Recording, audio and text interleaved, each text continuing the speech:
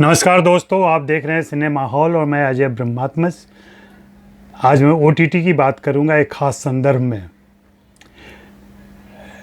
आपसे आग्रह है कि अभी तक आपने सब्सक्राइब ना किया हो तो प्लीज़ सब्सक्राइब कर लें और घंटी भी बजा दें ताकि मेरे अपडेट्स आपको मिलते रहें लगातार।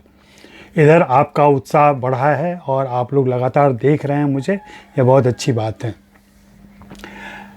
ओटीटी प्लेटफॉर्म पर सेंसरशिप लाने की बात चल रही है। सेंसरशिप लाने का मतलब कि अभी बहुत सारी वेब सीरीज़ ऐसी आई हैं जिनको देख करके एक आम धारणा बनती जा रही है कि वेब सीरीज़ में सेक्स, हिंसा और गाली गलौज ये सारी चीज़ें बहुतायत में होती हैं, जिसकी ज़रूरत नहीं भी होती है वैसा भी होता है।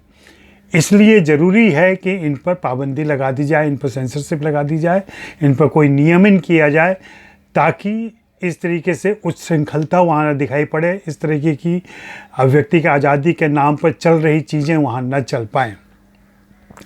एक बहुत बड़ा तबका है जो नैतिक पहरुए हैं समाज के, और कुछ लोगों को ऐसा लगता है कि ये वेब सीरीज़ जिनसे कुछ ऐसे सवाल उठाए जा रहे हैं जो हमारे परंपरा पर, हमारी संस्कृति पर, हमारे धर्म पर और उन चीज़ पर आपत्ति उठाते हैं, उन पर सवाल करते हैं ये सारे।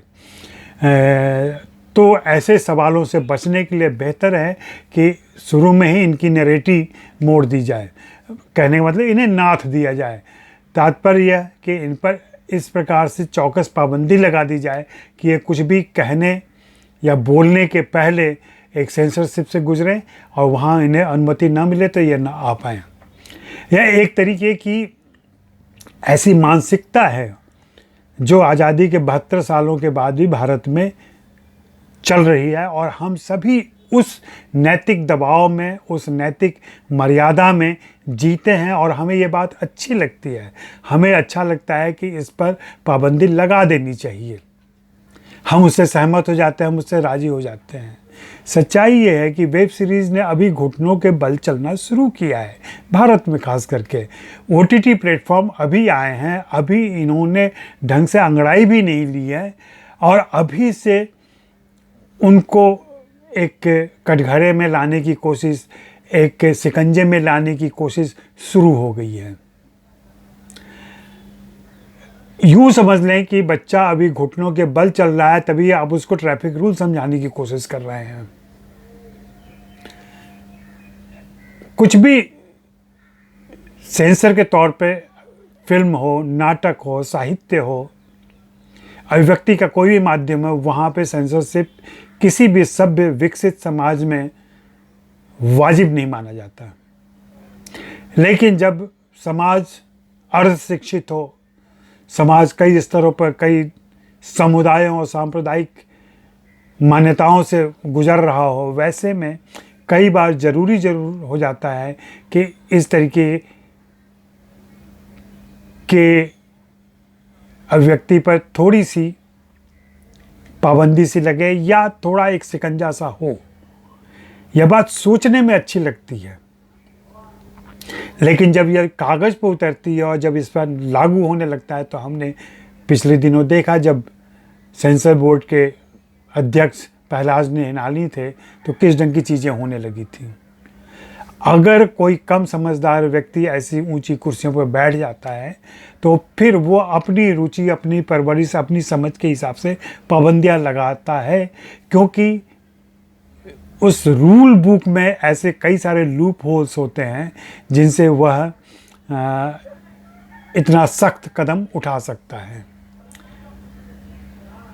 ओटीटी प्लेटफॉर्म भारत में जो अभी स्ट्रीम हो रहे हैं उसमें से जो 2 बड़े प्लेटफॉर्म हैं वो बाहर के हैं और वे बाहर से ऑपरेट होते हैं। ठीक है, उसका एक ब्रांच इंडिया में होगा और भारत में भी वे लोग एक्टिव हैं, तो यहाँ भी ऑफिस खुले हैं और उनको यहाँ के नियम का पालन करना पड़ेगा, यहाँ के कानून का पालन करना पड़ेगा, यहाँ के समाज में प्रचलित मान्यताओं का पालन करना पड़ेगा। लेकिन हमें यह भी सोचना होगा कि आखिर यह पाबंदी लगाने के लिए कौन से लोग होंगे या ऐसे क्या नियम कानून बनेंगे जिसके तहत इन पर पाबंदी लगाई जाएगी। क्या यह पाबंदी सिनेमा घरों में दिखाई जा रही फिल्मों पर लगी पाबंदियों की तरह होगी, जहां एक वैधानिक चेतावनी आती है। अगर ऐसा कुछ होने लगा तो आप यकीन मानिए कि जो भी थोड़ी बहुत अच्छी चीज़ें वेब सीरीज़ पे दिखाई पड़ रही हैं वो भी खिलने के पहले ही मुरझाने लगेंगी। और यह भारतीय माहौल में OTT प्लेटफॉर्म के लिए अच्छा नहीं होगा। कल को हम यहाँ भी आत्मनिर्भर हो सकते हैं। मेरे कहने का तात्पर्य यह है कि हमारा अपना देश का अपना एक OTT प्लेटफॉर्म हो सकता है, और इस बारे में भी सोचा जाना चाहिए। और वहाँ हमें क्या नियम कानून लगाने हैं। फिल्मों में जो सेंसरशिप चलती है उस पर भी लगातार सवाल उठाए जाते रहे हैं, और जो हालिया कमेटी बनी थी श्याम बेनेगल की, उन्होंने अपनी सिफारिशें सरकार को सौंप दी थी, लेकिन अभी तक उस पर कोई अमल नहीं हो पाया है।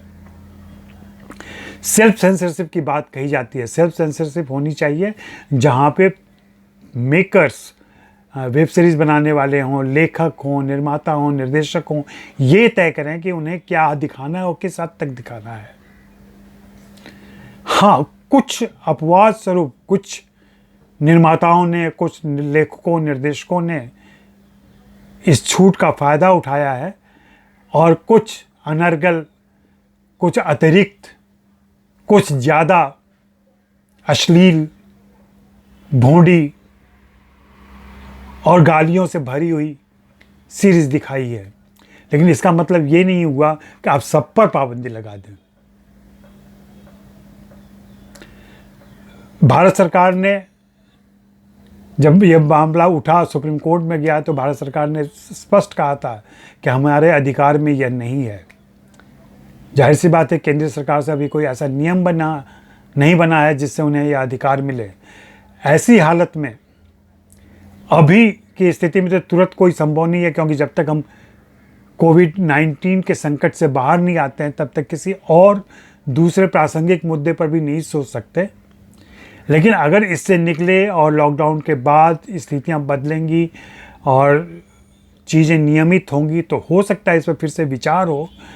और जिस तरीके की बहस चल रही है सोशल मीडिया पर और तमाम दूसरी जगहों पर, उससे एक दबाव पड़े, और देश अभी जैसी मान्यताओं से गुजर रहा है, जिन सामाजिक मूल्यों के समर्थन से गुजर रहा है, उसमें बहुत मुमकिन है कि इस तरह की पाबंदियां लगा दी जाएं। इसलिए मैं लेखकों, निर्देशकों, निर्माता से भी आग्रह करूंगा कि वे आत्मसंयम का परिचय दें, वे सेल्फ सेंसरशिप पर अमल करें और तय करें कि उनके दृश्य के लिए, उनके संवादों के लिए किस तरीके के शब्द, किस तरीके के दृश्य जरूरी हैं। और यह तर्क बिल्कुल बेमानी है कि वेब सीरीज़ बच्चे भी देख सकते हैं। बच्चे घर में हैं, आप भी घर में हैं, घर में तमाम सुविधाएं हैं, लेकिन यह हमें तय करना पड़ेगा, सारे अभिभावकों को तय करना पड़ेगा कि उनके बच्चे क्या देखें और क्या न देखें। अगर बच्चों की परवरिश इस तरीके से नहीं हुई है कि उन्हें अच्छे बुरी की समझ हो, अपने लायक, उनके अच्छे बुरे से क्या कि उचित अनुचित की समझ हो, तो ये फैसला नहीं ले सकेंगे। और थोड़ा अनुशासन, सीरीज़ देखने का अनुशासन, OTT प्लेटफॉर्म पर जाने का अनुशासन घर के उन एडल्ट लोगों में भी होना चाहिए जिनके परिवारों में बच्चे हैं। एक आम ब्लाइंड विरोध कर दिया जाता है कि बच्चे भी देखते हैं। बच्चे क्यों देखते हैं? या कहीं ना कहीं आपकी दिक्कत है कि बच्चे देखते हैं वेब सीरीज। बच्चों को बताइए कि उनके लिए क्या है। OTT प्लेटफॉर्म पर बच्चों के लिए बहुत सारी चीज़ें हैं। क्या आप उनकी रुचि के हिसाब से, उनकी पसंद के हिसाब से चीज़ें दिखाते हैं उनको? आपके अंदर कोई ट्रेनिंग है कि बच्चों को क्या देखना और दिखाना चाहिए? देश के अधिकांश अभिभावक इस मामले में, जी हाँ, इस मामले में नासमझ और गैर जानकार हैं। हमें स्वयं शिक्षा की ज़रूरत है कि हम किस तरीके की चीज़ें लागू करें। हाँ, एक बात आई है और उस पर अमल किया जा सकता है, वह है कि रेटिंग सिस्टम हो, वेब सीरीज़ की रेटिंग सिस्टम हो, जिसमें बताया जाए कि यह वेब सीरीज़ किस उम्र के लोगों के लिए अनुकूल है। तो देखने से पहले दर्शकों को अंदाज़ा रहेगा या परिवारों को अंदाज़ा रहेगा कि यह वेब सीरीज़ किस उम्र के दर्शक के लिए उचित है, योग्य है। अगर जैसे फिल्मों के बारे में क्या दिक्कत हुई, गलत फहमी हुई कि उसको सेंसर बोर्ड कहा जाने लगा, जबकि वो सेंसर बोर्ड नहीं है, वह केंद्रीय फिल्म प्रमाणन बोर्ड है। केंद्रीय फिल्म प्रमाणन बोर्ड की जिम्मेदारी सिर्फ इतनी है कि वहाँ जो फिल्में आती हैं उनको सर्टिफिकेशन देना कि वे ए हैं, यू हैं, यूए हैं, और इसके आधार पर उनका वितरण कर उनको अनुमति देना। ऐसे ही वेब सीरीज़ में भी किया जा सकता है कि उनको ए, यूए और यू सर्टिफिकेट दिया जाए या इससे ज़्यादा कैटेगरीज बना दी जाए, और ये पहले से उनके विज्ञापनों में इस बात पर जोर दिया जाए, उनके प्रचार में इस बात का जोर दिया जाए, उनके जब ट्रेलर आ रहे हो तब भी ये जोर दिया जाए कि यह रेटिंग आप ज़रूर बताएं, ताकि दर्शक तय करें कि यह सीरीज़ किस उम्र के दर्शक देख सकते हैं। इसके अलावा किसी प्रकार की ऐसी पाबंदी मेरे ख्याल से पूरी तरह से अनुचित होगी और हमें उस अंधेरे कुएं की तरफ ले जाएगी जिसका अभी तक तो कोई निदान नहीं है, आगे भी पता नहीं होगा कि नहीं होगा। थोड़ी खुली हवा में सांसें लेने दीजिए, अभिव्यक्ति की आज़ादी दीजिए, लेखकों निर्देशकों को उनकी कल्पना को उड़ाने भरने दीजिए। हाँ, वो डगमगाएंगे, गिरेंगे, कुछ गलतियां भी होंगी उनसे, लेकिन इसी से चीज़ें सीखने को मिलेंगी, समझने को मिलेंगी। हमारे जीवन में गाली है, हिंसा है, सेक्स है, सीरीज़ में भी है। कितना हो, जैसे हम अपने जीवन में तय करते हैं वैसे ही सीरीज़ में भी तय हो। शुक्रिया, मेहरबानी, धन्यवाद कि आपने इतने गौर से सुना।